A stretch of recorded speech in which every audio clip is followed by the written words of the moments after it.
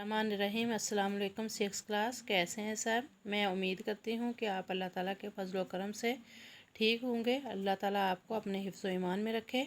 तो आइए इस्लामियत का लेसन पढ़ते हैं। इस्लामियत का कल हमने नमाज जनाजा का लास्ट क्वेश्चन और एक्सरसाइज पढ़ी थी। आज हम नेक्स्ट चैप्टर जो है वो पढ़ेंगे। वो चैप्टर है हमारा हज और इसकी अहमियत। ये चैप्टर नंबर 5 है हमारा। तो आइए इसका फर्स्ट क्वेश्चन आज पढ़ते हैं। अपनी बुक का पेज नंबर 27 ओपन करें और इसमें फ़र्स्ट क्वेश्चन देखें। क्वेश्चन है हमारे पास, हज का मफ़हूम और इसकी फ़र्जियत बयान करें।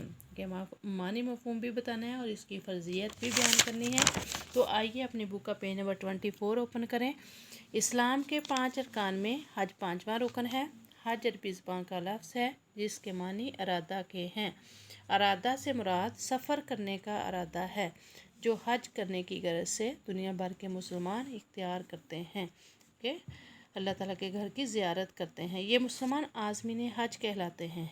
ये सऊदी अरब के शहर मक्का मोज़मा पहुंचकर अल्लाह ताला के घर बैतुल्लाह शरीफ में और दूसरे मुक़द्दस मकामात पर हाज़िरी देते हैं।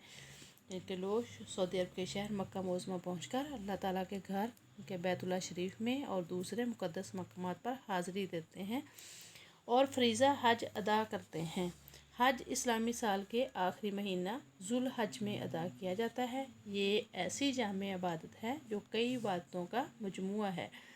ये इबादत मनासिक हज कहलाती हैं। ये 8 जुल्हज को की सुबह से शुरू होती है और मुसलसल 5 दिन जारी रहती है और 12 जुल्हज की शाम को मुकम्मल हो जाती है। इस तरह हज का मुबारक फ़रीज़ा अदा होता है। ये था आपके फर्स्ट क्वेश्चन का आंसर। पहले भी हम पढ़ चुके हैं, अब हम इसको दोबारा रिपीट कर रहे हैं। तो आप लोग बच्चों साथ साथ अपने लेसन को अच्छे तरीके से लर्न करते जाएं। अल्लाह हाफिज़।